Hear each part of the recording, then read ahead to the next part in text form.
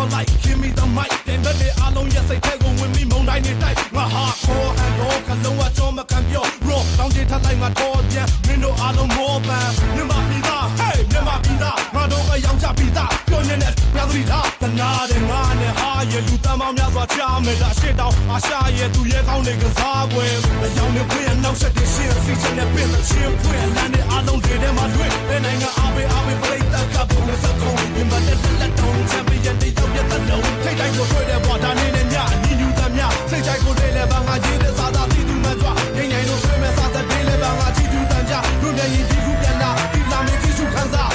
ရွှေရောင်ကောင်းကင်အောင်လာလွင်တင်ကပါကိုပြချင်တဲ့မာတွေရဲ့ပွင့်မြမရဲ့စိတ်နဲ့ကြုံလာလိုက်တဲ့မုန်းကြပေးဖဲလာကြိုးစားကြမယ်